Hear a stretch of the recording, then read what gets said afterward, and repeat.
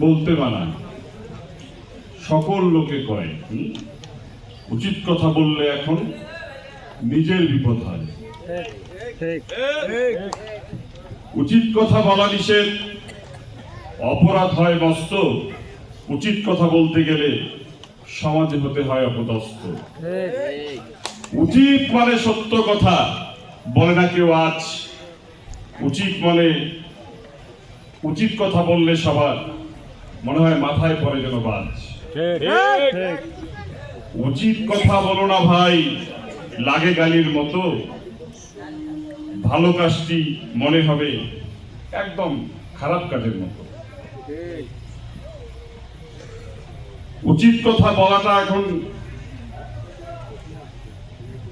অনেক বড় পাপ, আর উচিত কথার জন্যই মনে হয় এটা সবার কাছেই পাপ।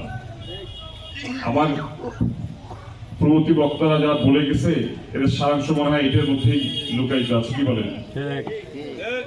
আজকে এই ধানের শীষের পথসভার সম্মানিত সভাপতি, এখানে উপস্থিত বাংলাদেশ জাতীয়তাবাদী দলের আমার পিতৃসম পিতৃতুল্য জেলা উপজেলা এবং বিভিন্ন ইউনিটের বিভিন্ন পর্যায়ের নেতৃবৃন্দ, আমার সামনে উপস্থিত কাঠারির এই রঙের বাজারে উপস্থিত কাঠারিবাসী, অনেকে আমার সম্পর্কে হয়তো নানা হবেন, মামা হবেন, ভাই, সবাইকে আমার শ্রেণীভেদে সালাম, আসসালামু আলাইকুম, এবং সনাতনী ভাইদের প্রতি রইল আদাব এবং শুভেচ্ছা।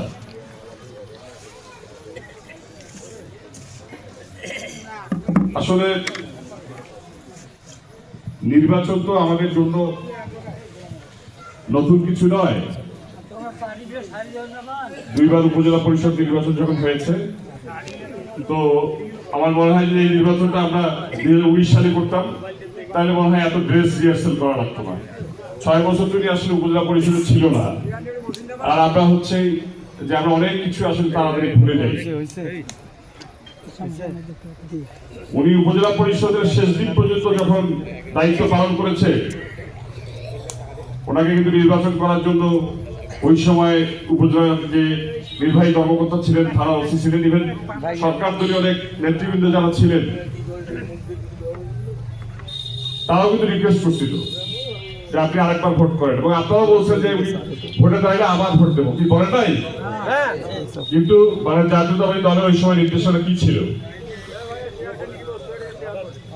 যে কোন রকম নির্বাচনে অংশগ্রহণ করলে দল কঠিন ব্যবস্থা নিবে। এখন উনি দলের সিদ্ধান্ত কেন মানছে এটা অনেকের কাছে চক্ষুশূল হয়ে গেছে, তাই না? আর আমার মনে হয় কাঠালিতে ওনার কি অবদান, কাঠালিবাসীর জন্য কি উনি কি করছে, সেটা আপনারা নিজেরাই জানেন, প্রত্যেকেই জানেন। আমি নিজেও জানি না যে উনি কাঠালিতে ওনার হাত দিয়ে কয়টা মসজিদ হয়েছে। আমি নিজেও জানি না উনি কাঠালি ওনার হাত দিয়ে কয়টা হেফজোখানা হয়েছে। আমি নিজেও জানি না আসলে উনি কাঠালির কোন মসজিদটাতে গত 1 মাসে কি কি দিচ্ছে। কারণ এগুলো তো উনি আমাকে মানে অন্যকে দেখানোর জন্য বলেন না। কিন্তু আমার সব থেকে দুঃখ এই জন্যই লাগে যে আপনাদের মধ্যে অনেকেই আছেন এই কাঠালির অধিবাসী, আমি চিনি না, পরে জিজ্ঞেস করি এরপর বাড়ি কথা কাঠালি, তাকে সব থেকে নোংরা ভাবে এই কাঠালি থেকেই আপনারা সমালোচনা করেন। বুঝতে পারছেন আমার কথা? যে লোকটার কাছে নিতে যান আপনারা, সে খুশি মনে আপনাদের যে কোনো বিষয়ে সহযোগিতা করে, আমার তো বিবেক আছে, কিভাবে ওই লোকটা আমরা এত নোংরা ভাবে সমালোচনা করি?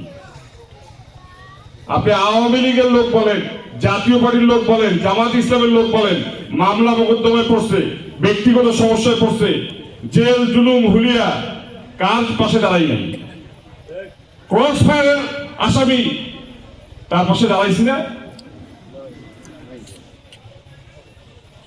দিনের পর দিন, মাসের পর মাস তার পরিবারকে চালাই যায়, অস্বীকার করতে পারবে? বড় অপরাধ করে ফেলছি। নাইলে কি সমস্যা শুনতে হয়? সবচেয়ে বড় বিষয় হচ্ছে এখানকার, আমি এই ইউনিয়নে বুঝি না এত রাজনৈতিক প্রতিহিংসা।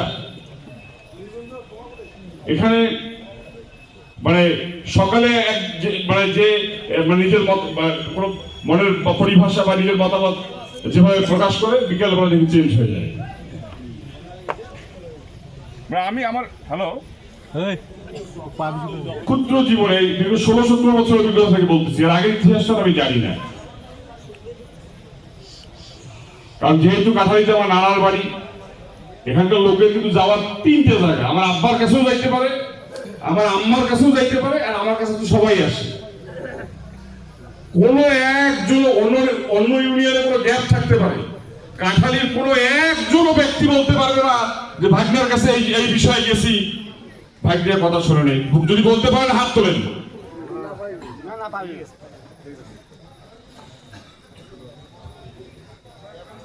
তো সমালোচনামূলক কোনো কথা আমি বলবো না, এটা খুব দুঃখ ভারাক্রান্ত হৃদয় নিয়ে আপনাদের সাথে কথা বললাম আজকে।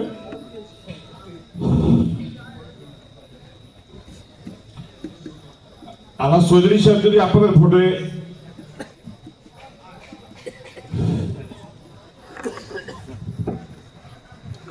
আপনাদের সাথে কোনো রাজনৈতিক প্রতিহিংসা হবে,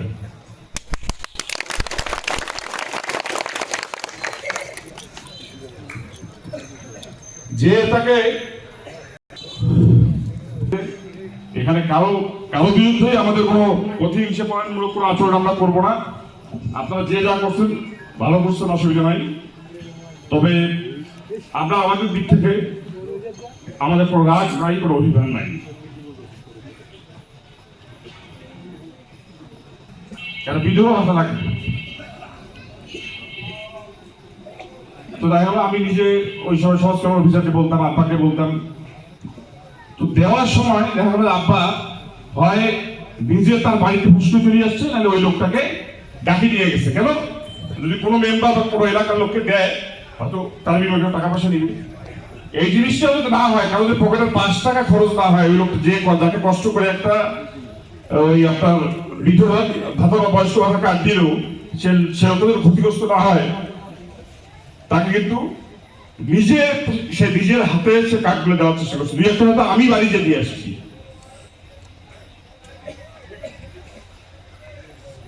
এখানে আপনারা দেখেন অনেকে অনেক বক্তব্য দিল, আপনারা শুনতে পারছেন। আমরা একটা বিশেষ দলের প্রতি সনাতনী ভাইরা যে বলল যে আমরা সারা জীবন একটা বিশেষ দলের উপর ভরসা করেছিলাম। ভাই, আমরা তো পরীক্ষায় পাশ করছি।